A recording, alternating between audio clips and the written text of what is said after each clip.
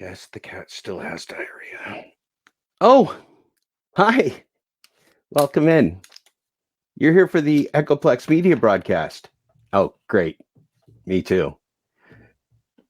My podcast, the Full Dash Closure audiobook and podcast, actually sponsors Echoplex Media. Yeah. We're also on podcatchers like Apple Podcasts, Google Podcast, Amazon, you name it. We're on there. Yeah, it's about not just the gig economy, but corporate AI and the future of human employment and our economy. And it's really applicable to everybody. I think you'll be fascinated. So check it out. We've actually got 14 episodes up now. So yeah, check that out. Let's watch Echoplex Media now. See what Dave's up to. Echoplex Media, boo. I'm white, and I've got everything I need. No one clutches their purses when they're in a room alone with me. And I can drive for any neighborhood I please at any hour, and the police don't do a thing. So if I see a penny on the ground, I leave it alone and fucking flip it. I'm a straight white male in America. I've got everything I need. I'm a guy getting paid more than a girl with a degree. And I can walk down the streets after dark, no one wants to rape me. And I can get a girl pregnant and just as easily flee. Just like my straight white male dad did to me. So if I see a penny on the ground, I leave it alone and fucking flip it.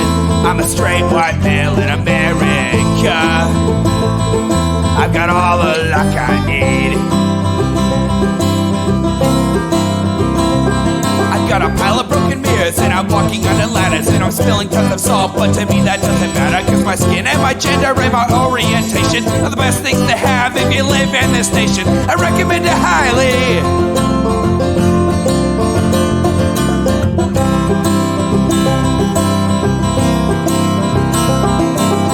I see a penny on the ground, I leave it alone and fucking flip it. I'm a straight white male in America. I've got all the luck I need. Shit's gonna work out for me, cause I'm a straight white male in America. I've got all the luck I need. All right, hey everybody, welcome to the Intellectual Dollar Tree. We do the show live on Twitch every Wednesday. That's at 7 p.m. Pacific, twitch.tv/Echoplex Media. You can listen to eplex.xyz too, but wouldn't you would miss out on our beautiful faces. Check out eplex.store for a way to subscribe that is much like Patreon, but you also get discounts on all our merch. New merch drops this week, by the way. We have a Chem Tanker Plane merch drop, which is the Chem Tanker Plane is real cute. And then we have some Pride merch for Pride Month. So this will be the first podcast that actually drops during Pride Month. So happy Pride to everyone except for the people who go into Target and harass the employees. Fuck those people. I'm producer Dave. You can find me on Grindr. I'm HK Perrin. You can find me on Mastodon at hperrin at port87.social. And that's my pink blahai. Oh, well, that's adorable. That's adorable. So we did the last time we had an encounter with Michael Shermer, it wasn't great. I'm just gonna say that. Yeah, no kidding. You were in the chat and you're like, why am I in the chat? Everything was, you ended that real quick. Everything was for good reason. Everything was kind of going as you'd expect it to with Michael Shermer. A little bit of self-important stuff, a little bit of him speaking outside of his limited area of expertise. Then all of a sudden he's like, oh, this person included the N-word in what they wrote, so I'm just going to say the N-word about 5 times, like on YouTube. And yep. So I don't think that's likely here. He went on trigonometry, and I think the posh British lads of trigonometry would not be very interested at all in somebody dropping the N-bomb on their show. They would let someone posit the Great Replacement conspiracy theory, though. just no N-bombs. Yep. So here's a conspiracy expert, which also we'll get to it in a little bit, but every time we've seen Shermer talk about conspiracism, it's come to my attention that I fucking understand a lot more about conspiracism and conspiracy communities, especially online, than he does. His understanding of it is from like 2005. But this is a conspiracy expert, how to spot a true conspiracy theory. Michael Shermer on the Trigonometry podcast with a host who certainly did not add this to his stand-up routine. That is not a laugh track that Constantine added to his stand-up on YouTube. So in this, Michael Shermer is the one being called a conspiracy expert? Yes. Okay. Just making sure. Hello and welcome to Hi, Non Oliver. I'm Francis Foster, I'm Constantine Kissin. and this is a show for you if you want honest conversations with Both of their names are alliterations. I actually kind of like Our that. guest today is a skeptic in chief and author of many, many books, including his latest one, which is called Conspiracy: Why the Rational Believe the Irrational. Michael Shermer, welcome back to Trigonometry. Gentlemen, it's nice to be back. Am I your returning champion? You absolutely are. Hey, that's what I call people that come to my show, but nobody else comes on and asks for that moniker. Some people put up their own book behind them. It's fine. You're totally allowed to put up your own book behind you. He put up a fucking stack of his own book behind him. Possibly 5 feet of his own book. For those people who didn't catch the first interview, just remind everybody, who are you? What do you do? What's been your journey through life? I'm an accused sexual assaulter who, instead of just denying the claims, went running to Sargon of Akkad. Sure, thank you. Let me introduce my day job, which is publishing this magazine, Skeptic Magazine. We take no, not that. Oh, not boy. That. No, that's the last video we watched was about that installment of your fucking magazine, dude. No. Trans. Oh no, that one probably really sucks too. Oh no.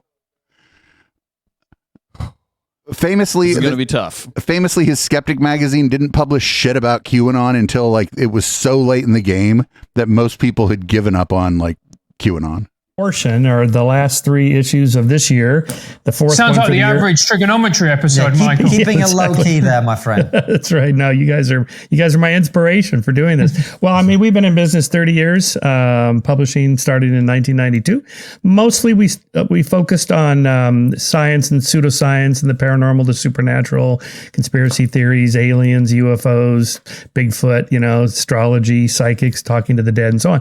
But you can only debunk those things so many times before it gets redundant. So we, kind of branching out into more controversial subjects like the ones I just introduced. The next issue comes out next week is on nationalism. And then next year we're doing stuff on money matters, economics, crypto. Nationalism, the whole magazine is just going to be 14 words. All that stuff. Also mental health.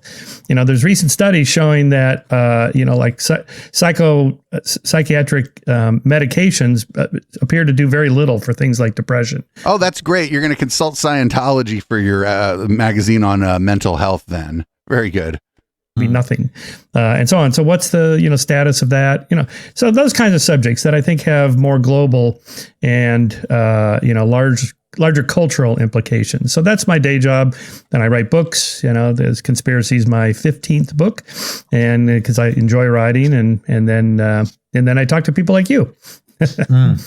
Well, Michael, it's good to have you back on the show, and quite timely as well, because I think it's fair to say that whatever your view of conspiracy or conspiracy theories or whatever it is, we've never had more of them around. We've never had more of them in our faces. And do you think that's true? Because we've... Yeah, I don't know if that's true or not. I think that it's just that they've gone mainstream in a lot of ways, unlike before. Yeah, and to a certain extent, there were conspiracies that were mainstream before, but now it seems like there are a lot that have gone mainstream, whereas it used to kind of be just like one would go mainstream. But like conspiracy theories have been around forever. As long as people have been around. Reminded, or we just have way more access to information now? And some of them turn out to be true, and then those things are just conspiracies. The latter. There's a whole class of crime associated with that. Conspiracy theories 100 years ago as there are now. It's just that they diffuse through culture much more quickly now because of social media. So if you look at like there's data collected about letters to the New York Times in the like 1890s to the 1970s, and you can see there's plenty of conspiracy theories even a century ago about what the Mormons are doing or the Catholics are doing or the Jews, of course, always. And Can't trust any of them. And the influence on American elections or the First World War was just. You know what? I think there was a famous war that was based on a conspiracy theory, essentially. Start.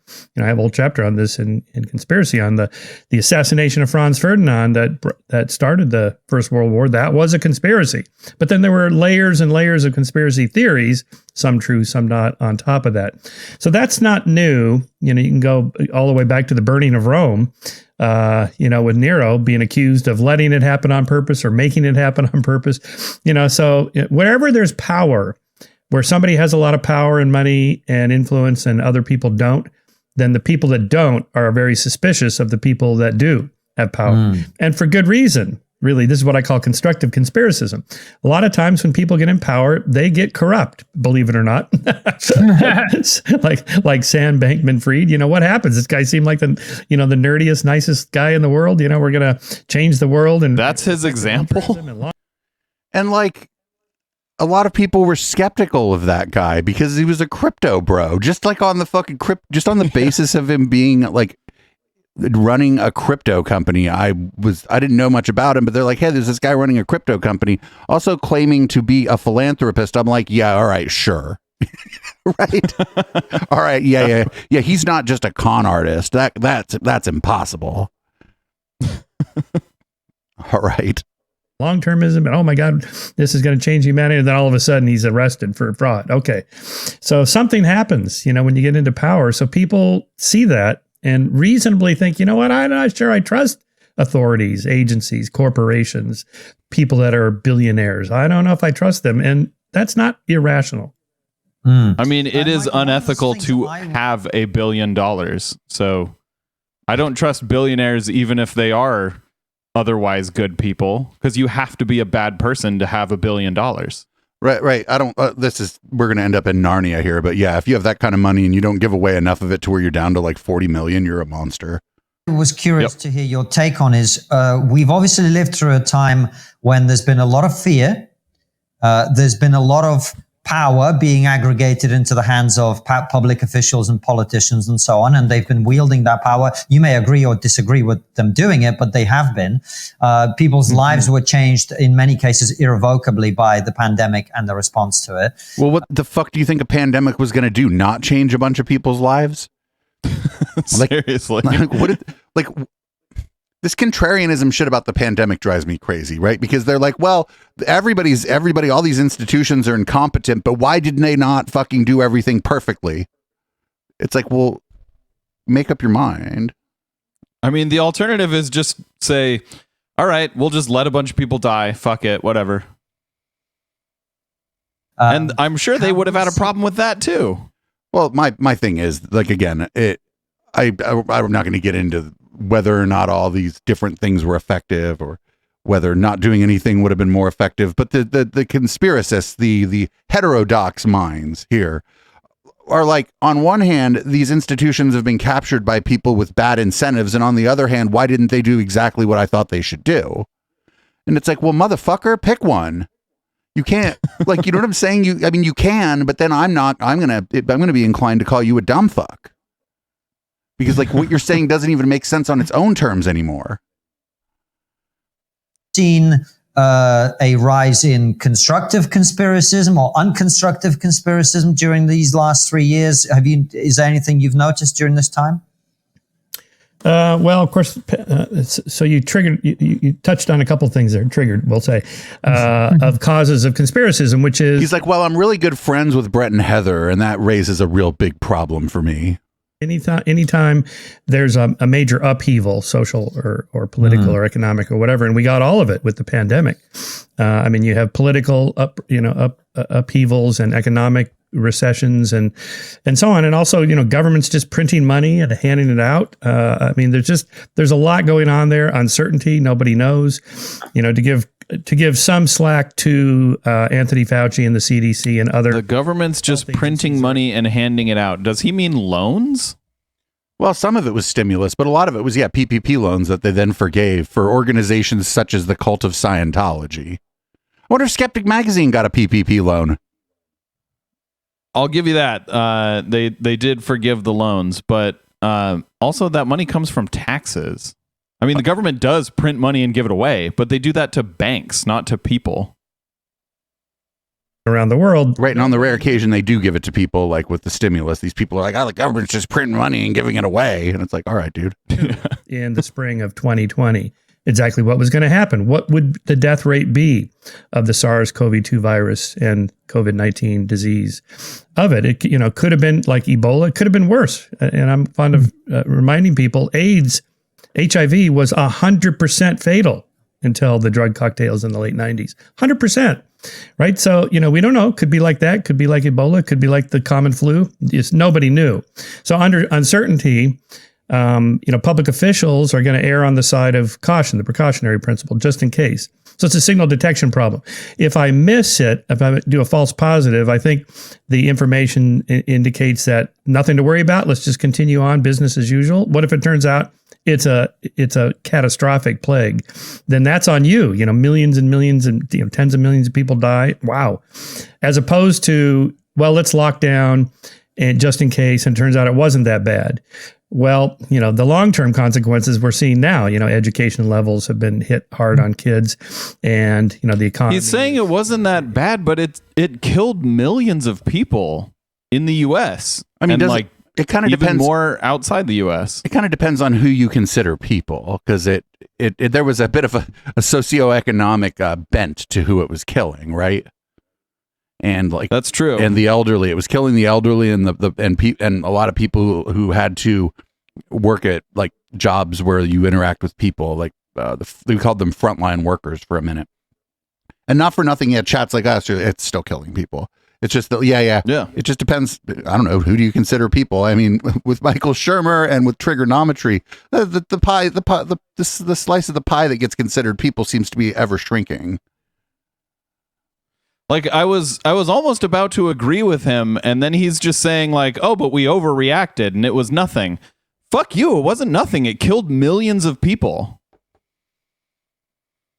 And to the extent, again, the people who suffered under the stay-at-home orders, the education, again, that was more often than not due to socioeconomic status. Kids of richer parents did a lot better than kids of poorer parents, because they had better access to internet, probably out of a modern computer, didn't have to rely on the one that the school gave them, those kinds of things. And he's also bringing up now we're seeing the effects of it, and yes, there are effects of it. For example, kids who had to do homeschooling through the whole transition, or not homeschooling, but what I mean, school at home, through the whole transition where they're taking their classes on Zoom, they typically did worse than kids present in class. But if the alternative is just let more people die,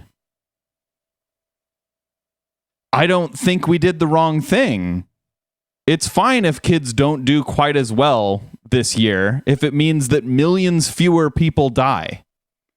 Right, people can catch up. All kinds of things have in the past caused we don't say that we overreacted to the earthquake if it keeps kids out of school. Do you know what I'm saying? Yeah. Yeah, exactly. No, it knocked down everybody's house, so some of those kids couldn't go to school for a while. We don't say we overreacted to the fucking tornado if kids miss 6 weeks of school or whatever. You know what I'm saying? We never say that about anything else. We overreacted to the blizzard by giving the kids a snow day. Yeah, people in chat are it's hard to, makes it real hard to do well in class if you die, or what if grandma dies and grandma was your primary caregiver? Yeah. Yeah. Or even you just really loved your grandma and now you're going to have a hard time in school this year because you're, suffering from grief. Like there's all kinds of, we don't know. This is like Monday morning quarterbacking, and you would think that a skeptic would know that this is bad. Yep. It's not even good Monday morning quarterbacking. Like it's a counter, like it's basically arguing against a counterfactual. We don't know what would have happened. We don't know, like, if there would have been no pandemic, would there have been some dip in educational performance otherwise? We just don't know. No. I don't think there's reason to believe that there would have been, but there's no way to know. Anyway, with the recession, inflation, and so on, that may be the long-term consequences of making that there's other more, Michael. kind of error. Sorry to interrupt, but there's also excess deaths. We have excess deaths in this country at the moment as well. And I think your argument should be a little bit more sophisticated than that, because I agree with you in spring. Oh no, he's feeding him. He's like, you actually need to say this. 2020, we had no idea. And at that time, Francis, myself, everybody I knew, frankly, supported the lockdown. But there were other opportunities later when we knew more about the virus, which is where people, I think, are asking legitimate questions.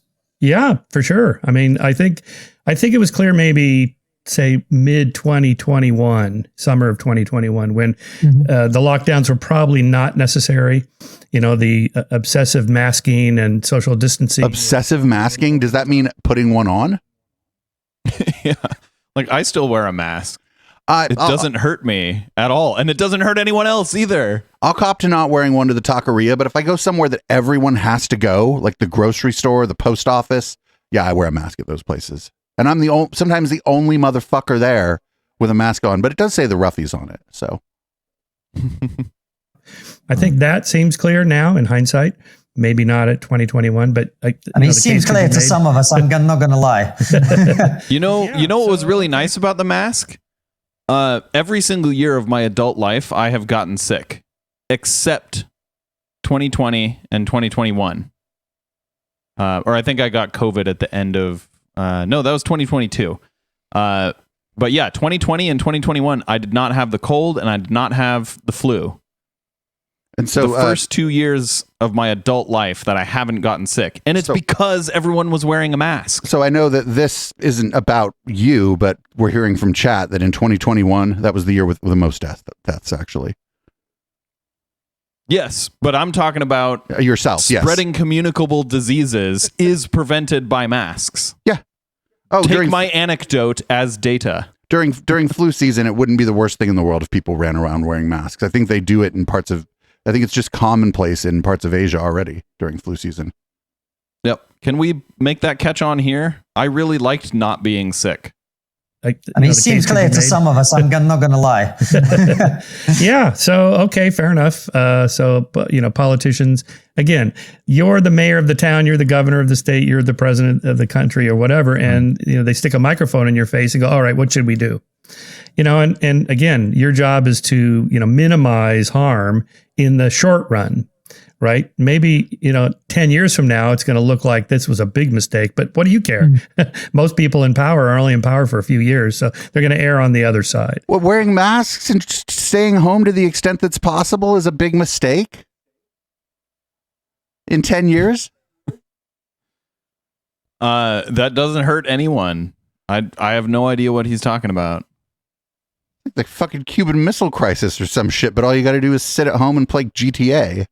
Like, I think that's a problem. I think, the long-term thinking and planning is probably better once we know anyway. So I'm leaning toward you on that. Also, the lab leak hypothesis to me has always been a viable conspiracy theory. Here in my book, I try to debunk the idea that a conspiracy theory should be a pejorative. It's not. Conspiracy theories are just theories about what could be a real conspiracy. Well, no, they're hypotheses or guesses, or in a lot of cases, grifts. Yep. Yeah. The problem is the damage that they do. And he's like, oh, the lab leak theory or whatever is a viable theory. But like the problem with this is the people who believe in it are just like substackers, right? There's like what happens is people who are involved in it, like infectious disease specialists, immunologists, virologists, epidemiologists, they go, while we cannot, just summarily write off the notion that this was leaked from a lab, the fucking conspiracy theorists just take that part and go, look, they believe it too, but they don't tell you what's in the rest of the article, that they just presented all the reasons that it probably isn't. Yeah, it's like that meme from Dumb and Dumber where the girl goes like, she says something about like 1 in a million or something, and he goes, so you're saying there's a chance. That's what it is, yeah. And it's fine if you want to believe this, but like, don't act like, well, you can act like whatever you want, but like acting like I'm an idiot, or that I'm like that I'm an idiot because I am just going with what the overwhelming consensus among experts is. This is like saying, like, I keep bringing this up all the time. Is there any alternative plumbing, or do you just call a plumber when shit is coming out of your toilet? Like, do you call a substacker, or do you call a plumber? I'm going to start an alternative plumbing company. Instead of metal, we make the pipes out of styrofoam. Oh, and great. You just tell, and you don't show up, actually. Just don't show up. Be like, you don't need me. I'm a plumber. Sense make on it. And some of them are true. A lot of them are true. So we should just stop treating it in a negative way and instead think of like the lab leak hypothesis as legitimate, just in case, because now it looks like at least 50% probability. No, but according to who? That's because of your media diet, Shermer. Your media diet is a bunch of substackers and heterodoxers and fucking people like Trigonometry and Brett and Heather. Yeah, of the experts, I have never seen anyone say that there's a 50% chance that it came from a lab. Right. They just say that we can't universally like write off the idea, that that's because they're doing their job as a science communicator and telling you the truth. Yeah. My God, no, it's not 50-50. You're dumb. Michael Shermer is dumb.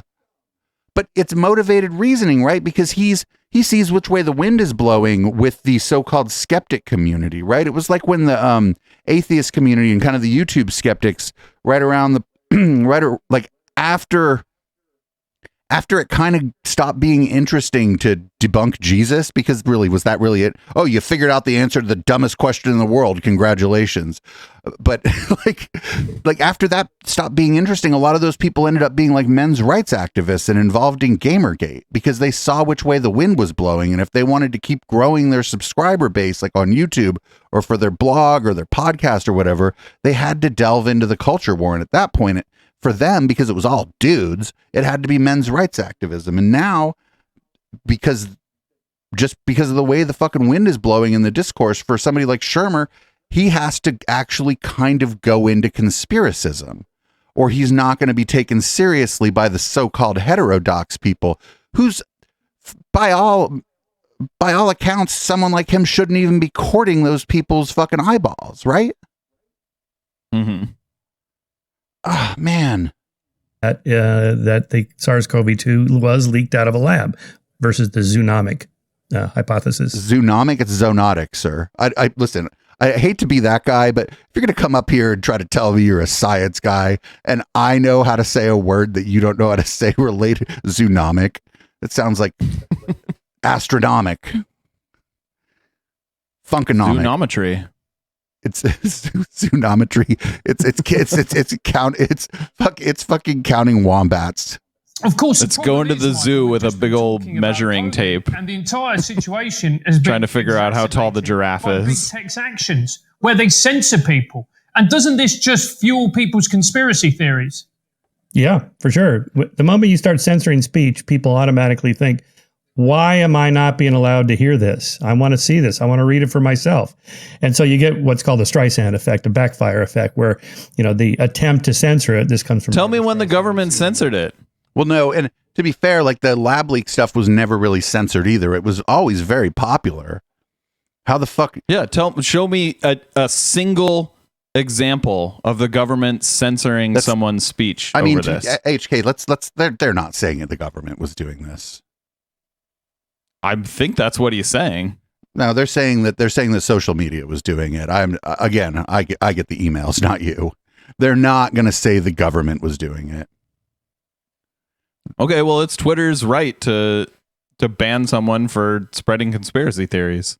But also, it was never banned. It was like incredibly Yeah, that too. popular. Have a photograph of her house in Malibu taken from a boat, censored, taken off this webpage. And I think at the time she filed the suit, maybe 12 people had seen this picture of her house. After she filed the lawsuit, it was like downloaded 400,000 times in a week, right? So, be careful about what you call attention to. We don't want you to see this. Oh, okay. In that case, I want to see it. And, so I'm a pretty strong free speech fundamentalist. Just let everybody have their say. Let Trump back on social media. I want to know what he's thinking. I'm not a Trump fan, to say the least, but if he's influential and he's tweeting it, he's putting stuff out to the public at 3 a.m, I want to know what that is, just in case, right? So I don't want some tech. Would he say the same thing about Charles Manson? Probably. Okay, well, he and I disagree. I think if you incite violence, you should not be in the public view. And both Charles Manson and Trump incited violence. Threads telling me what I can and cannot see. I know there's exceptions. Should we let ISIS on there to recruit, members to become terrorists? No. All right. No. Okay. Those are brown people, after all. Nuclear codes. Okay. So he's not in favor of free speech. Okay. Right. Free speech. What the fuck? What is he arguing about then? No, he thinks people deserve the right to free speech. I think it's just a matter of who you think are people. Well, there you go. I mean, he was from New Atheism. He was from New Atheism. So do you think he's got he thinks a lot of Muslims are people? I think you are absolutely right. But, he just made the argument of just let the arguments go out. Just, don't block any arguments. Don't say this shouldn't be allowed on there, or else everyone's going to go, oh, what's going on there? And then he's saying, yeah, but we should kick off ISIS. Like, so everyone's just going to go, oh, there must be something to ISIS. Let me go research ISIS. Like, no. First of all, his first argument was bullshit. Second of all, he just contradicted his argument, his own argument. And I would suggest to you that the anti-vaccine movement in America has a higher body count than any foreign terrorist organization does. I think the organization with the highest body count is probably the CIA. Well, that's, again, it depends who you consider to be people, HK. Yep. Oh, right. There's some obvious ones like that. But, really, how harmful are these kinds of people that are on there?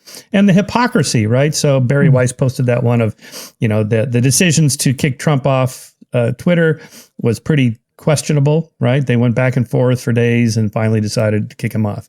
In the meantime, you have, these people in Iran posting things about Israel. Oh, well, we should just take Israel right off the map because of the Jews. And that gets posted and no one says, hey, well, maybe that should be censored. So I think when people see that hypocrisy, they think, this is not right. Look, Michael, I agree with you broadly. However, there are more complex cases than the ones that you've just cited. What about Alex Jones, for instance? Doesn't Alex Jones deserve a platform? But he spouts conspiracy theories, as in the case of Sandy Hook, which are very real, very dangerous, and people could have been killed. Well, you know why Alex Jones hasn't been invited back to Twitter? Do you know why, HK? I think he has beef with Elon Musk, right? Yep. He's talked so much shit about Elon Musk that Elon Musk is probably just not going to let him back on. It's not some fucking, I guarantee it's not some fucking like, okay, well, I draw the line here. Nah. He let the guy that runs Stormfront back on, for fuck's sake. Elon Musk doesn't have a line. It's Right. all case by case. If you agree with what Elon Musk says and you lick his boots, you're fine. But if you don't do either of those things, you're not allowed on Twitter. Conflicted about that. I'm not an Alex Jones fan, to say the least, and I've spent years debunking him. Did you? Is he responsible for what his lunatic wackadoodle followers do? Why aren't they responsible? I only know of one case of a woman who actually went into somebody's house or was on their lawn or something, who was convicted for harassing somebody at their home. The other family members were harassed by these people. I guess they were out on the public street, so it's harder to file charges against them for harassment if you're on a public ground, something like that. Well, you know what, Shermer, a court of law disagreed with you about $1 billion percent, whatever percent $1 billion is, nearly $1 billion. Yeah. Okay. So I think Michael Shermer is in favor of repealing defamation laws. Oh, and in the United States too, that's a tough. You know what I'm saying? Like defamation and libel in the United States are a real high hill to climb. Yeah, I think that's what he's saying. He's saying you should be allowed to say literally anything about literally anyone, regardless of the effects. Which is why I'm always like, alleged sexual assaulter Michael Shermer, because if I just take off that word alleged, he would never sue a rich person who kept saying that about him, right? Like if we were famous and I just kept saying that about him, he wouldn't send lawyers after us, right? Yeah. But it brings up the larger subject of he definitely strikes me as the guy who's like who's very very what do you call it? He's got very strong principles. He's very principled about this topic until he's in the crosshairs. Then all his principles go out the door.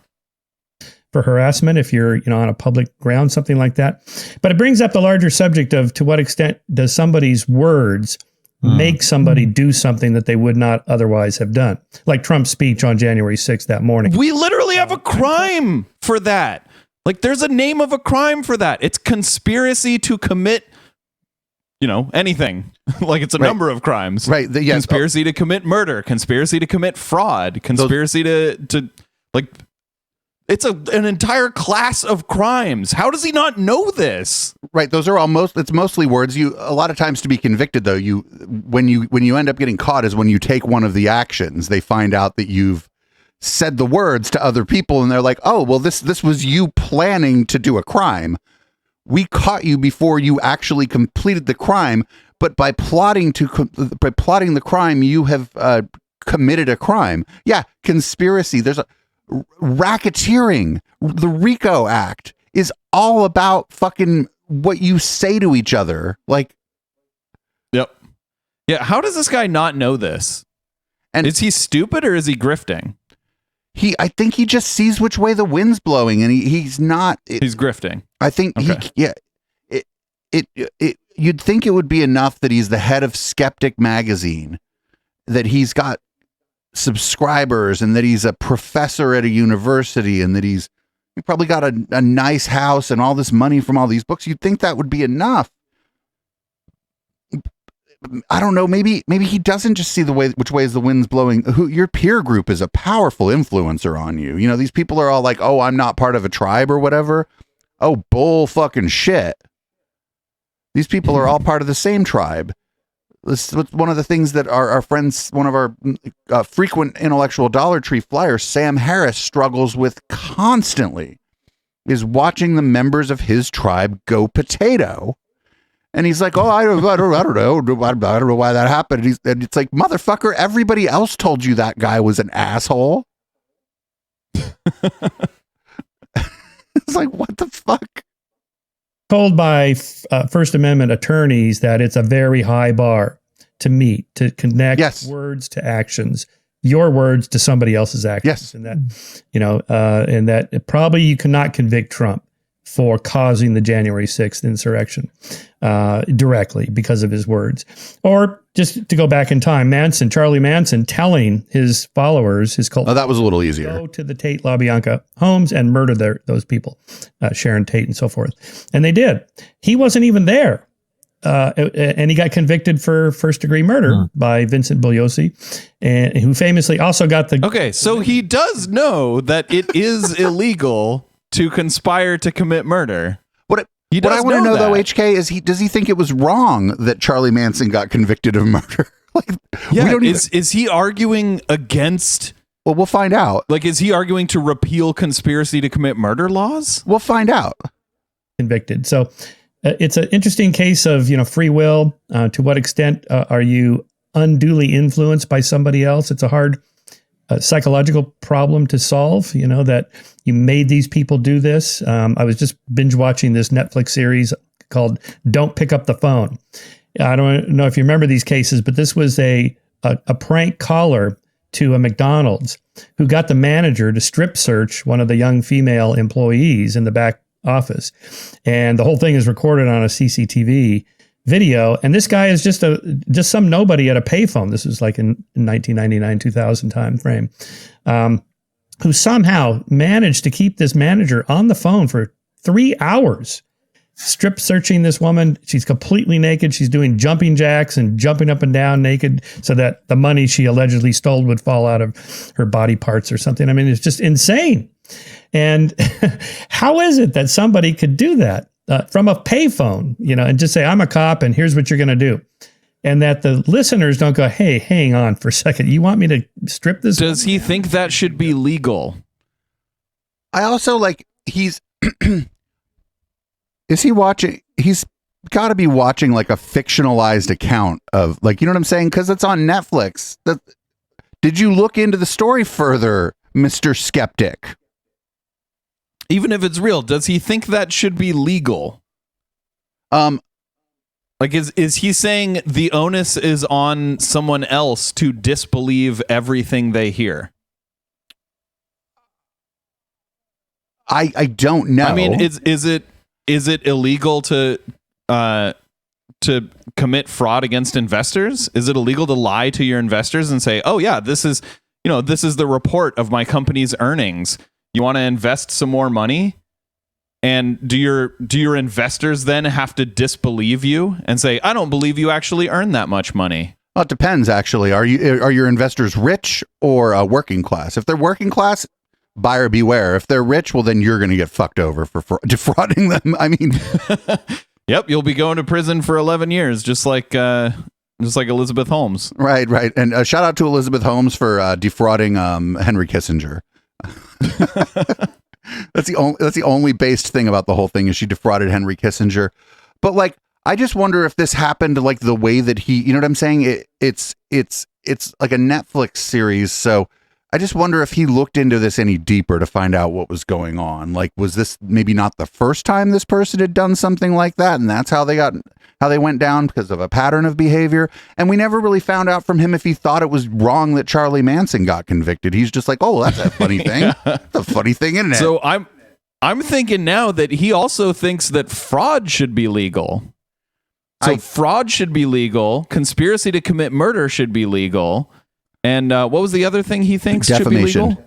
Defamation should be legal. I think he thinks all three of these things should be legal. And these are weird examples. At least that's the impression he's giving off. And these are examples he picked of his own free will, if to the extent that we believe in free will. I don't want to get into that, right? But he picked these examples himself. He wasn't prompted on any of this. Yeah. And if the guy's pretending to be a cop, that's impersonating an officer of the law. Right. Which is also a crime. So I think except on Halloween. He's slutty cop, fine. Non-slutty cop, that might be a crime. Oh, and strippers can pretend to be cops he thinks too. Also, that should be legal. This is not right. And yet somehow this happened 68 times in the course of a decade. Well, if the guy did it 68 times, then yeah, he should probably do some jail time for it. To what extent are we truly free, or other people can make us do things? So that's kind of what you're getting at there. Yeah. Should we hold Alex Jones responsible? Maybe. But again, first of all, he does have a platform, Kanye West and the other guy, Nick Fuentes, were just on a show. He still has a massive. Dude, you've said the N-word in the last month more than Nick Fuentes has. Guaranteed. Probably. Yep. See 2 episodes ago. And I stopped. I don't have any idea how many more times he said it after I fucking cut the shit off. Probably at least a dozen. Oh, so the government did not go in and shut him down. Private platform said, we're not going to have you on anymore. Would I have done that if I owned Twitter? Probably not. He was successfully sued. Right. But that was, again, a private party. The government owns the courts, though. And Michael Shermer's like, if I owned Twitter, would I have done that? The problem is even the Twitter files showed that there was like vigorous debate inside of Twitter with people who thought, like for Trump, for example, that they thought, oh, we shouldn't get rid of him, or we should. So I'm imagining for Alex Jones, it was the same thing. You know why he eventually got kicked off of fucking Twitter? Huh. He harassed Jack Dorsey in Washington, D.C. when Jack Dorsey was about to testify in Washington, D.C. The fucking next day, Jack Dorsey kicked him off of Twitter. So he's had beef with both owners of Twitter. Well, yeah. He also, but like, this is when Twitter was the last place that he was, and he didn't get kicked off until he in person confronted Jack Dorsey in an aggressive way, and then he got kicked off of Twitter. I don't know what to tell these people. Like rich and powerful people, they got egos, buddy. I don't know what else to tell you. Like what this lunatic is thinking. And I tend to have more faith in people that they may be unduly confident in people's rationality. I know some people are more influential than others. Jones is apparently one of them. But how is that different from Rush Limbaugh rambling on about, or Sean Hannity or Tucker Carlson or any of those, rambling on about, the left, the liberals, the libtards, and they go on and on. They don't use that terminology generally. And people are definitely influenced by that to the extent that they just hate liberals. They hate Democrats. But Alex Jones was talking about specific people, saying that they were lying about their kids being killed in a mass shooting. And that's why he got kicked. That's why he got kicked off of the platforms mostly. There was other stuff too. Probably pressure from investors related to that and other stuff. And then why he lost all that money was because a couple of his parents got together and were like, you know what? Fuck around and find out, Alex. They're satanic, evil people.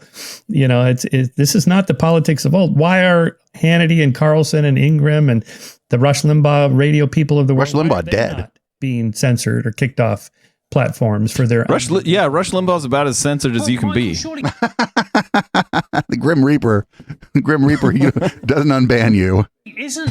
Aren't these platforms under a huge amount of pressure? Like if you remember during the very start of the pandemic, David Icke, some would say the original and the best. You copied him. Yeah. He was doing these interviews about, 5G causing COVID. And it was platformed on YouTube. It was watched by millions of people. And that creates a very real problem. And it creates a very, very real problem for YouTube, for example, where people are saying to them, how are you allowing this to be broadcast on your platform? Surely they're in an untenable position. They have to get rid of him. Maybe, yes. I know David Icke. I don't know him personally, but I've been following him for 25 years. He's been doing this for a long time. I guess he's more influential now, I suppose, because of social media, YouTube, and so on. What to do about it? Again, this is slightly different than it used to be because, the New York Times is not going to interview him every day, or the Wall Street Journal, or NBC, CBS, ABC, and so on. YouTube is a different, so social media platforms. Again, this debate. To what extent are they? He's not bringing up a good point, but he's reminding me of a point that I would like to make. Where if you had asked back in 1990, before any social media existed, if you had asked, hey, should every crazy person in the entire world be allowed to broadcast their opinion right in the New York Times, people would obviously say no, right? And it was because that's where people got their news. People got their news from the New York Times. So the New York Times had a responsibility to deliver accurate news. And for the most part, news organizations did deliver accurate news. There were a lot of times that they didn't, but let's not go into that. But nowadays, if you look at the New York Times, they still have that responsibility of not publishing everything everyone sends them. And yet places like Facebook get away with, pushing the Daily Wire out to literally fucking everyone. Like you go on Facebook, you're probably going to see the Daily Wire or some other like conservative outlet that is not fucking news. Or you're going to see some crazy person going viral posting some like derogatory video. So, and the thing is, that's where people are getting their news now. You know, I hate to say it, but like our society is a bit broken right now. We don't understand what news is anymore. Like people get their news from Facebook, and it's not news. It's just angertainment. So, I don't want to get too far out here. What happened? What happened is from the jump, these organizations, be they InfoWars or Daily Wire or even Michael Shermer's friends, Brett and Heather, they're not really playing the game. They're playing the ref. They're like, oh, I'm going to get censored. YouTube's going to censor me. So they're playing the ref. They're already whining to the referee basically before the game starts. And that's what they've been doing the whole time. And it's been effective. Yep. So yeah, it's been working. They've been crying censorship the whole fucking time. Even before social media, they were crying censorship, yelling about the liberal media and shit. They've been doing it the whole time, and it works. So I don't know, like, what's the problem? This strategy is working. Why are you so mad? Public square, this is just a public space. Yeah, and honestly, if you want to talk about like actual censorship, like go on to YouTube and look for things that criticize like the United States government. Like you might find some, but there's not a lot. Like channels that heavily criticize the United States government do not get popular on social media. Hyde Park, period. London. Just go there with your bullhorn and say whatever you want, and people can listen to you or not. And is it more like that? So as you know, so the difference is in the public square, the consequences of going out there and, for example, saying the N-word a bunch of times, those consequences can be a bit unpredictable. So depending on which public square you're at in which city, you might have a real bad day. So obviously there's a difference between Twitter or YouTube and the public square. Like anybody who thinks that these are just people who don't go to the public square. Nobody's even going to hear you in the public square. Sometimes in the public square, you're not even allowed to bring a megaphone. They'll arrest you. Use a noise. You're fucking disturbing the peace at that point. Like, there's probably going to be some lawsuits and major congressional debates about whether these companies should be broken up or more regulated. Because of that, they're claiming we're just like the phone company. So if I'm on the phone with you and I libel you, you can't sue AT&T, my phone company.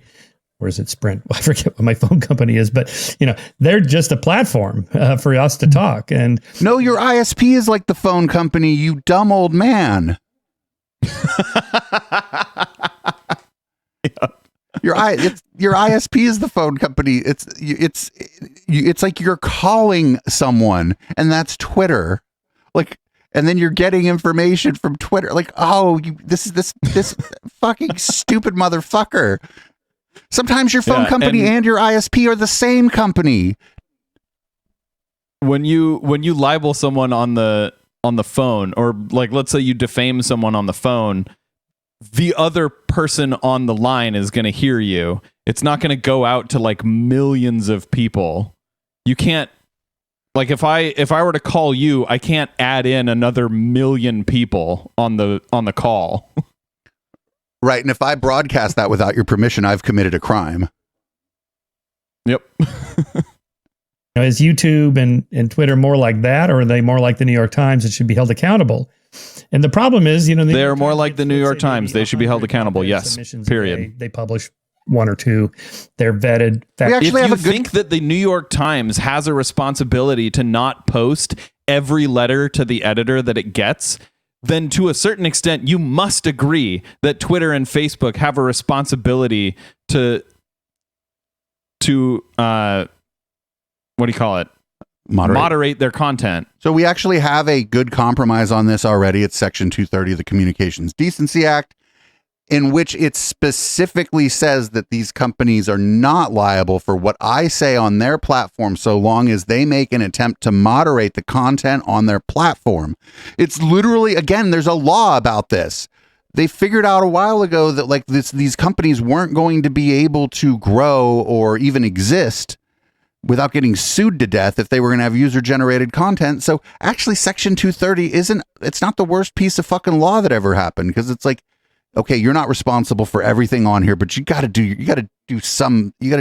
it obvious, make a good faith effort to moderate the content on here so that there's no everything. It's everything from copyright infringement to incitement to violence to like obvious defamation. Like it's written into the law. Michael, go read Section 230. It's short and it's easy to understand and it's good legislation. Michael, go read it. He would probably agree with it if he read it. And so on. And they can be held accountable for that if somebody libels somebody else and harms them and there's damages because of this New York Times article about them. But what if they got submitted and published, 100,000 op-eds a day? How can they possibly control that, fact check it, regulate it? They can't. Well, then they would fucking fall back on Section 230 of the Communications Decency Act, you stupid motherfucker. But like, they're not going to publish everything without checking anything. If they do that, then they should go out of business. If I can post literally anything on your platform should not exist. Right, but that's what I'm saying. We have a law about that already. It's a good law. Yep. What do you do about Facebook or Twitter where you get something like 100,000 posts, whatever it is, a minute or an hour, something an hour. Facebook only gets 100,000 posts an hour. Get the fuck out of here, boomer. Do about that. It just seems an intractable problem. Hey, Constantine. Stay ahead. Nope, whatever that was. Nope. Ugh. If you What did we just watch? We didn't. Drops we've had over the last couple of weeks. And it's interesting to watch the different sides of the political spectrum. Francis and I are somewhere in the center, so we just sit back and watch it. Oh, no, you're not. You're fucking not somewhere in the center. Get the fuck out of here. You're fucking reactionaries. You are fucking... Constantine might be somewhere in or not. Non-Oliver may be somewhere in the center because he rarely says anything. Constantine, sir, we've seen you get interviewed by other people. I look at the right, like so to speak. People like him do this where they'll have like a couple views that they fall back on to call themselves in the center. It would be like me saying I'm in the center because I like guns. Like, no, that doesn't make me in the center at all. I am very far left. Right. So Constantine calling himself in the center is not quite equivalent, but like pretty close to me calling myself in the center. Right. In his case, he'd be like, I don't want to abolish the NHS, and I think safety nets should be strong. That would be his cred to say that he's not a right winger. You know what I'm saying? He'd say I'm for social programs. That would be his cred. And that he's like, and I don't say the N-word on my show ever. And I won't let you either, Michael, no matter how many times you ask. Speak if there is such a thing. And the right is like, this is a massive conspiracy. And on this particular issue, I actually, I lean towards not so much. I feel like there's something broken about someone who can sit themselves down and look to their right and they see, a few hundred people, and then look to their left and see most of humanity and go, I'm in the center. Particular issue, I actually, I lean towards not so much a conspiracy, but these people were doing things they shouldn't have been doing. They were lying about what they were doing. That's my opinion. And while the decisions, as you rightly say, are very difficult, they did not quite live up to the standards that they claimed to be upholding, in my opinion. Mm-hmm. On the other hand, the left is like, well, we knew this was going on. There's no problem. This is all just, Elon trying to smear people and attack people that he's fired and whatever. Where do you come down? Is the Twitter files a big reveal, or is it a damp squib? Yeah, so I have read it. I've read it. That's not one thing, but whatever. I think we all knew that Twitter was pretty far left leaning. Wait, what? So on one hand, it would be like saying, maybe, I don't know, Peter Thiel buys, no, let's use another example. George Soros buys Fox News and says, oh my God, I can't believe it. There's been a right-leaning slant in favor of Republicans for all these years. Can you believe it? Everybody would be like, what are you, crazy? Everybody So wait, knows that. so because Twitter took down revenge porn, they are left-leaning?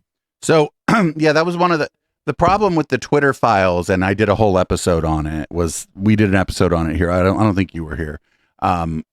Is that you just have to take Elon's word for it that you have to take Elon and Matt Taibbi and Barry Weiss's word for it, that this is the information they were given and that nothing was hidden from them, and that they were, that they were able to access everything that was going on in it, that they weren't just acting as stenographers for a fucking billionaire. And I don't believe that, right? Like they weren't, like when I listened to that, it was an episode that Sam Harris interviewed some of the people that were involved in the Twitter files, including Barry Weiss. And they were like, oh, we had to do this we could only get this information on these laptops in Twitter that Elon was giving us access to. And sometimes we had to, get data dumps from them, on our own computers at like midnight or 1 a.m. I'm like, data dumps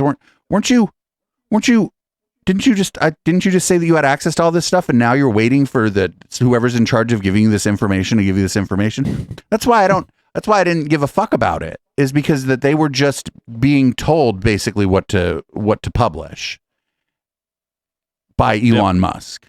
And so, and some of what they published was like when they talked about taking Trump off of Twitter, it all seemed like it was all very thoughtful, and people were like arguing inside of Twitter about what to do about it. People like the people on the trust and safety team were like arguing with each other. It all seemed like people were having a pretty robust discussion trying to do the right thing. Is Twitter left leaning? Well, I mean, as an organization, sure, but like what it's in the South of Market district of San Francisco. I don't think Twitter is left-leaning as an organization. I think the people that work at Twitter, for the most part, were left-leaning. Now I can't really say, because the people that are left at Twitter they fall into two categories. A self-selecting group. Except for the people who are here on an H-1B. Yeah, true. Okay. But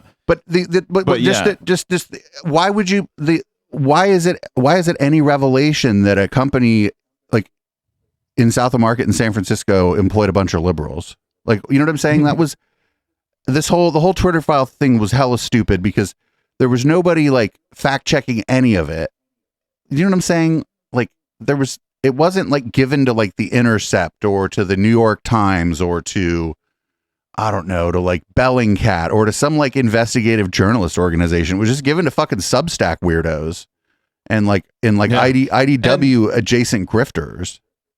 And like Matt Taibbi himself said in an interview on Joe Rogan like a few years prior that like as soon as you're starting to get handed stuff to release, like he essentially said you're just not an honest actor at that point.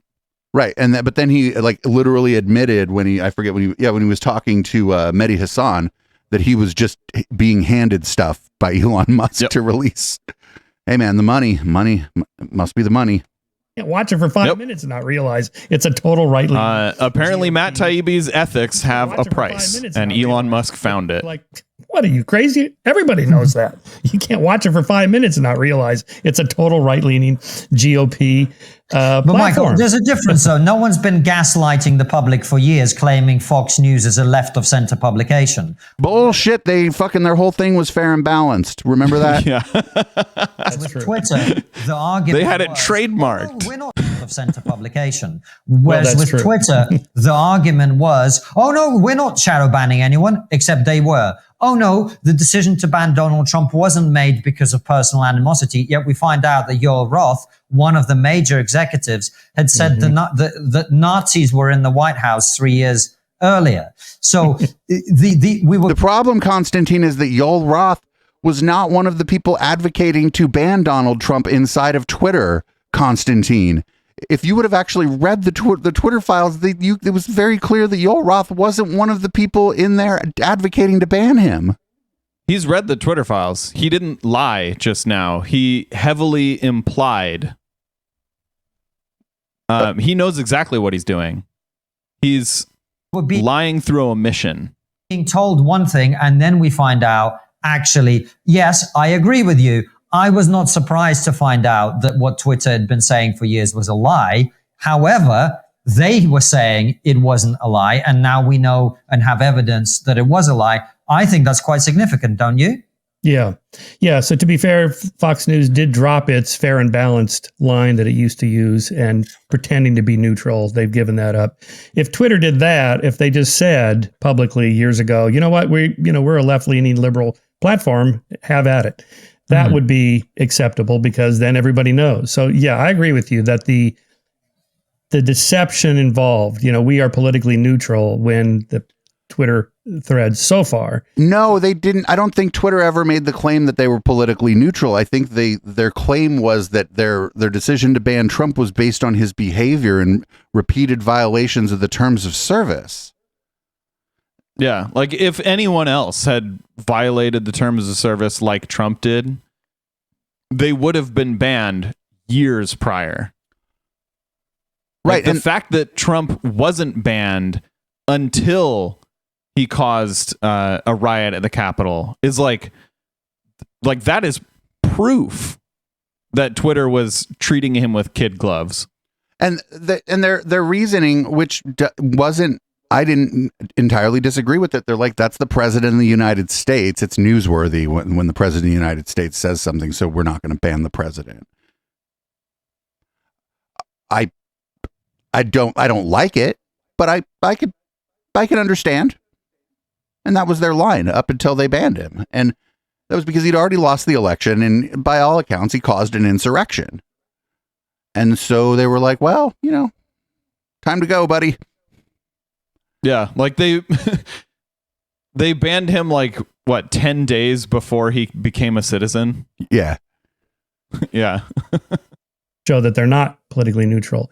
Although again, I followed all those threads, I've read them all. They're little snippets. It would be nice to see those documents in more context. Sure. Oh yeah, but that's the thing that's you dumb motherfucker. As a skeptic, that should have been the first thing that you said. You should have been like, hey, I actually feel like we're probably missing a lot of context here because these were handpicked people by the incoming CEO who had a bone to pick with the old powers that be there. So I'd like to see a little bit more of this before I make up my mind about any of this. But instead he front-loaded. Instead he front-loaded his conspiracy theory about it. His conspiracy. Yeah, like this was after he told everyone to vote Republican. Like he's demonstrably right wing. He calls himself, or he claims that he's not right wing. He said he didn't want to get into politics, and then he said on the platform, "Everybody go vote for Republicans." Like a nice 10,000 word investigative piece in the New Yorker or something like that you get where you see everything. And, who was this guy again? And how long had he been there? And how many documents were there? We get one document, but how many documents were there? Is this 1 out of 100? That's an anomaly and the rest are pretty neutral? Or is this a trend? We just haven't seen the larger context. So at the moment, I think I agree with you that Twitter as a public square where everybody can have their say and is neutral was not the case. And so that would be a kind of conspiracy. Back to my definition of conspiracy, 2 or more people plotting in secret to do something to a third party or somebody else illegally or immorally. That would be the case. Their lies that, we are a politically neutral platform, but secretly behind the scene. When do you... he's like saying that Twitter was running around saying that they're a politically neutral platform. I don't think I ever heard the claim being made that Twitter was a politically neutral platform. I think they said that they have terms of service and they try to treat everybody fairly according to their terms of service, but I think that's different than being saying they're a politically neutral platform. Yeah, I think they claim that they don't ban people over politics, and that's true. They don't. Well, they might now, but they didn't back then. It was over behavior.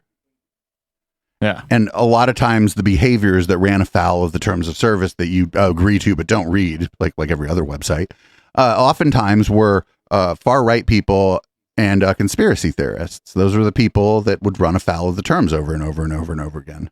And people like me, because I'm an asshole. Yeah, like if their terms are don't use the N-word, and it is your idea that like using the N-word, like calling black people the N-word is part of your politics, then you're going to have the impression that you're being banned over your politics.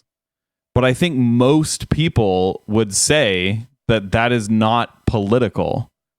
And it's using a derogatory term towards a minority. That's not political. That's part of their TOS. If they would have if from the jump, the platforms would have when people like, you ban people, they'd be like, yeah, we did. I don't care what you have to say about it. Like, I just wish that one of them from the jump would have just been like, stop whining. You're not welcome on my fucking website.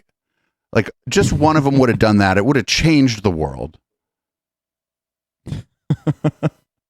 Yep. They're shadow banning people and so on. That would be a conspiracy. You know what? It's Tom. Tom failed us. He could have done that. He could have brought the ban hammer down on MySpace. Also was, Michael, when you see how people reacted around the world to Donald Trump being banned, I understand in America by, January the 6th or the 8th of 2021, there was quite a lot of people who were quite happy to see Donald Trump go off every platform. What happened between like January? What happened on one of those dates, Constantine? It's as if some historical event that will be written about in the history books for thousands of years occurred in that time frame, and that many people believe that the president and his cohort made it happen in part through their use of social media. Yep. Yeah, and it was definitely on purpose. I mean, Trump saying, like, take the mags down, they're not here to shoot me, or they're not here to hurt me. Like, I don't know how much more clear he could have made it. Like, he was trying to load them like a gun, aim them at the Capitol, and pull the trigger. And they didn't particularly care if it was right or balanced or whatever. And I don't agree, but I understand. That's how heated the moment was. But when you see President Macron, Angela Merkel, Alexei Navalny, the opposition leader in Russia, these are not exactly massive Trumpists and Trump fans, all going, whoa, whoa, whoa, whoa, whoa, you've gone too far here. I thought that was a really significant moment. Seeing I don't remember them doing that. I think the general sentiment was about fucking time. Yeah, I don't know anything like that's I think the point of the claim that he made is that people don't know what Angela Merkel's response to the to that was, right? Yeah. A decision which I just thought was catastrophic, and what we now know from the Twitter files is that decision was not made on the basis of he broke the rules. It was made on the basis of, well, we got to do something about this guy. Let's make it up as we go along. Surely that's that's the opposite of what the Twitter files said. And like, hold on. Let's say that what Constantine is saying here is true, right? Let's just say that what he's saying is true. Do you write your terms of service to include things like attempted to overthrow government? Like, do you put that in your terms of service, or do you assume that that's like not that you're probably not going to have to worry about that? Yeah, like if you come up on a fence and there's a sign on the fence that says "Don't put your penis in this fence," it's safe to assume that someone put their penis in the fence. Right. They weren't just being precautionary. Right. The terms of service only exist because of the shit that they saw other people doing before on either on other platforms or on Twitter. And in the past, nobody used social media to attempt to prevent the peaceful transition of power from one president to another. So yeah, that's not going to be in the fucking terms of service. That doesn't mean that you're not right to kick a motherfucker off your website if they use it to do that. Like, yeah, there is actually a line in pretty much all terms of service that says we can change the terms of service anytime we want, and your continued use of our service counts as you agreeing to the terms of service. Right, and I think there's probably language in there to say that it's retroactive as well. Like any future changes are retroactive on previous content or whatever. Usually, it's like we can ban you at our discretion. Yeah, and that's because, and as a libertarian, Michael Shermer should understand property laws, right? Because all the Twitter is like in essence it's property, right? It's somebody's servers or the time somebody rented on somebody else's servers. I think Twitter's one of the few that actually has their own data center, which is why that keeps breaking. But yeah, like you would think that as a libertarian, Michael Shermer would understand. They were, as a libertarian might say, they said to Donald Trump, "Hippity hoppity, get off of my property." And and that's and every fucking all of them did it, and probably pressure from advertisers played a little something into this too. Probably. Does Twitter have advertisers anymore? Like crypto scams and gold, yeah. Boner pills too. Be a concern. Mm-hmm. Yeah. So, one of the reasons Barry Weiss said she left the New York Times was because she was just tired of, she was working in the opinion editorial department. Do we need another, the 967th op-ed piece against Donald Trump? Oh, that's not why she said she left, Mr. Shermer. Oh, Mr. Shermer. No. She went on Twitter and told everybody that she was subject to endless and oftentimes anti-Semitic harassment in the company's Slack. And when asked for evidence of that, all of a sudden she stopped saying that. And then the outgoing CEO of the New York Times went on Peter Kafka's show. That's Recode Media. Great tech and business podcast. Don't always agree with Peter Kafka, but whatever. He gets good guests. He asked the outgoing CEO of the New York Times exactly that. And the outgoing CEO said, "Hey, we take that kind of thing pretty seriously around here, being that we're from New York." And I'm paraphrasing the guy, but being that we're from New York, there's a lot of Jewish people that work here.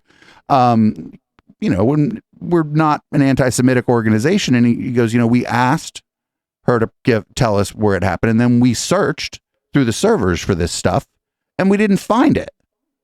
And if you're on the company Slack, did you know that your DMs aren't private? That they can go look through your DMs. So it turns out your DMs are never private, by the way. Right. But they're even less private if you're on like a company's Slack server. Yep. Because they can just query them because you're on their Slack server. So it turns out, everybody, that she quit the New York Times because everybody was mean tweeting her about the dumb shit she was writing. So good job, everybody. Unfortunately, she's making a lot more money now. But these two dopes over here know that she made that claim. And they're not going to ask about it. Nobody asks about it. I ask about it, and then people are like, "What are you talking about?" And then I point them to a clip, and they're like, "Oh, well, why would you believe the New York Times outgoing CEO?" And I'm like, "Well, why do you believe Barry Weiss?" But again, I guess you would say, and you'd probably be right, the New York Times is clearly left-leaning, at least in their opinion section. That's the whole point. Just like the Wall Street Journal. If you want to read a good skeptics of climate change, read the New York Times is center left. Yes. Bjorn Lomborg pretty much every month, where he pushes back against, the number of forest fires and the number of tornadoes or, the greenhouse gases caused. Did he just call it a skeptic of climate change? He did. He said, "You want to read a good skeptic of climate change?" Skepticism is show me the money. It isn't just no. That's denialism. Yes. At this point, if you are skeptical of climate change, you are a climate change denier. You could be skeptical of the findings of this study or that study, and that's what peer review's for. I hope, it doesn't matter. Like if you just because you did a climate change study that says this is the result of climate change, I would hope if your shit sucks that they rip you apart in peer review, but that just means that your shit sucked. It doesn't mean that the consensus is wrong. Right? Yeah. I mean, it'd be like being skeptical of air. Like, well, I've never seen it. That and but you kind of know that ahead of time, right? You get the New York Times because you like the left-leaning op-ed section, or the Wall Street Journal for the opposite. But with Twitter, that's not the case. Wait, what? Again, it's probably a one-off special thing. Why aren't there 6 Twitters, the equivalent of that, to compete with each other in a free market? why can't Peter Thiel say start a new Twitter? Or of course, Elon just bought that. Let's see what happens. But why aren't there, 3 of them? Yeah, and it's an interesting problem economically, and so there kind of are. I mean, Twitter's not like unique as a social network. Like Facebook exists, Instagram exists. There are 3. Those are the big 3. Yeah. There you go. And if you want more, there are more, like Reddit, Tumblr, YouTube, Pinterest. Yeah, YouTube's social too in a lot of ways. Yeah, YouTube. Like, just because they're not microblogging platforms doesn't mean they don't compete with Twitter. Yeah, Facebook and Twitter, obviously, like they're competing for the same eyeballs a lot of the time. Yep. Please, Michael, that's why. Yes, no one wants to use the 4th best Twitter in the world. I mean, look at Parler, look at Mastodon, look at Truth. No one wants to go on there, left or right, because I'm on Mastodon like every day. Exactly. Yes. Yeah, exactly. Right. So that's the problem. And that's the case all over I mean, how many search engines are there? Really, just Google. I mean, there's Bing and Yahoo, that's not true at all. There are a lot of search engines. Diaper companies are there? 2. Right? I mean, it's just, how many smartphone companies are there? What, 3? I mean, it's just the way it goes. This guy is stupid. Well, you could say that there's, I mean, this is also very US centric, right? Like in other countries, there are, like in Europe, Google isn't as dominant as they are here because of regulation that the EU has like laid down on everything from phone manufacturers to like even web browsers. So it's not, regulation can help this stuff. But one could argue that, for like from the US centric point of view, really there's 2 phone manufacturers, it's Apple and Samsung. That's most people, that covers most phone purchases. It just does. Yeah. But I mean, that doesn't mean there aren't alternatives. That just means those are the 2 most popular. Yeah. But that's what he's saying here too, is that, well, no, he's actually saying that Twitter, there's no competition to Twitter because he thinks that because Facebook is slightly different in format and just basically in format and the way it functions, that it's not a competitor to Twitter, but that's just incorrect. Yeah. Facebook is Twitter's biggest competition. Kind of a market head start. You end up with a Pareto distribution. I wouldn't even really call Twitter competition to Facebook. Like if you look at the users, like Twitter has like what, 100 million users. Facebook has more daily active users in the US than Twitter has all over the world. Yeah. But what I'm saying is for Twitter, Facebook is their biggest competition. Okay. Yeah. Yeah. The car doesn't necessarily go the other way.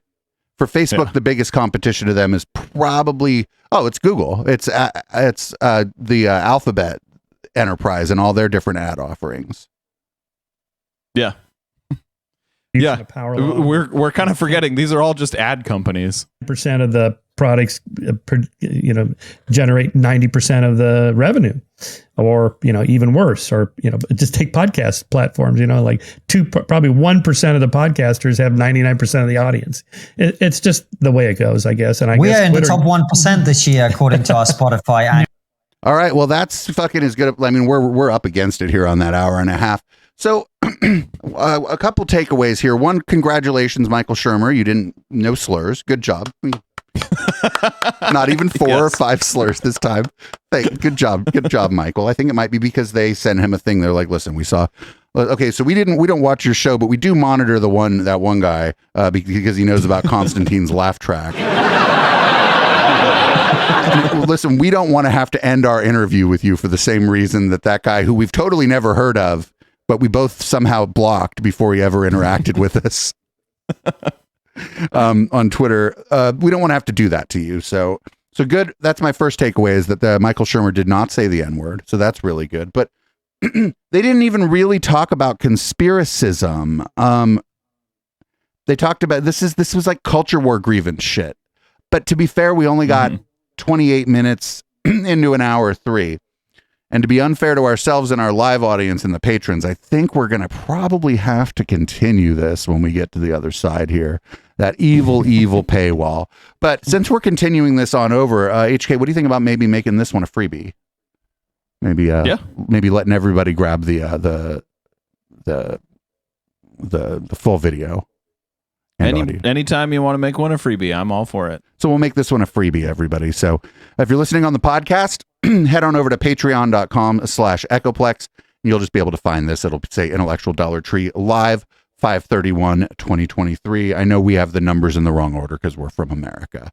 But my first takeaway is they didn't really talk about conspiracism much, and that it was a lot of culture war stuff. But my other thing is when they talked about the Twitter files, he like front loaded the thing that he should have put after. He said, well, hey, we're missing a lot of context. He put that kind of late into his analysis. My analysis of the Twitter files is this: we don't even know what was given to Barry Weiss, Matt Taibbi, and that one dude who hates San Francisco. I forget his name, Schellenberger. And then we don't know what was given to them. All we know is what they chose to tell us about. And we don't even really know, like, if they've edited that in some way to make it even more deceptive. We don't know how much access they were actually given. And we don't know shit. We probably know less. We do know that Elon has a vested interest in making Twitter look left-leaning and bad. At least before he got there, yeah. So, we don't really know anything except that this would be exactly what we expect if there's, if the whole picture looked fine. So, yeah, but we've a couple times done episodes where Michael Shermer talks about conspiracism, and the way he thinks about conspiracism is just outdated. It's very 9/11 truther, like UFO shit. Like, that's before the virality of social media was weaponized by grifters, and a lot of grifters, actually. Grifters and what people I would go out on a limb and call domestic terrorists, I guess. And so stochastic terrorists. And that's fine. It's fine to have an outdated view of it, but maybe he should have some conversations with people who were like in the shit dealing with it now. The problem is, at least for Shermer, is none of those people want to talk to him, right? Because it would be like the QAnon anonymous people, and they're like, why would we talk to you? You're an asshole. Or, Will Sommer, who just retired from the Daily Beast to move on to, I believe, the Washington Post, isn't going to go talk to Shermer about this stuff. Zach Patrizio of the Daily Beast probably isn't going to go talk to him. These are all the people on the dystopia beat now covering conspiracism. And because conspiracism, specifically during the pandemic, but before that too, even QAnon, it started to lean pretty hard to the right. Like, it started leaning real hard to the right. I think Pizzagate QAnon started that shift where it became partisan, right? Like, before that, like before Pizzagate and stuff, chemtrails, you kind of didn't know what somebody's politics were going to be if they believed in chemtrails, right?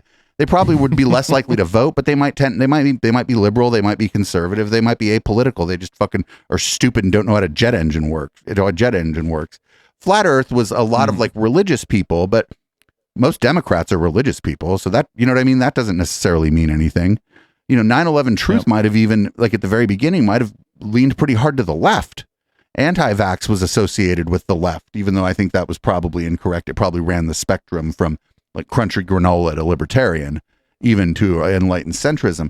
But I think that the sort of weaponization of conspiracism to be kind of aimed at liberals, like Pizzagate and QAnon, were designed to tell you that your political opponents, you being a conservative, I don't know why a conservative would listen to this show, but whatever, we'll take the metrics, but that you being a conservative, your political opponents aren't only wrong, they're hiding babies in a basement. Yeah, they're not only wrong, they're evil. They're the most evil. They're blood libel. It's blood libel evil. Yeah. And prior to that, we had the Satanic Panic, but they were aiming that at like kind of gothy, like witchy people. And that was sort of apolitical to some extent, though driven by right-wing Christians. That their targets weren't telling you that their targets were liberals. And now we have a queer panic. Well, it's not new, I suppose, but it's got a lot more fuel than it had has had recently, and it's telling you that now I'm the one hurting your children. And HK, by you appearing on this show and being supportive of gay rights, that you also are in favor of hurting children. What if a child sees my pink Blahai? How could they possibly understand that? You know what? There's a warning on this channel. Everybody, this has been the Intellectual Dollar Tree. It's not for your children. HK, you want to read the show out? HK, you want to read the show out? Oh, yes. Thank you so much for tuning in. If you didn't catch us live, you can always do that on Wednesdays at 7 p.m. Pacific. We're live on twitch.tv/Echoplex Media. If you want to check out our other shows, you can check out echoplexmedia.com. And there are 2 different ways to support us. You can do it on eplex.store, and you can do it on patreon.com/Echoplex. If you're listening live, stick around after the song, where we'll be back for Red Light, when we turn all the lights red and we continue this video, unfortunately. But I promise we'll have better content later. This is Boomers by Periscope.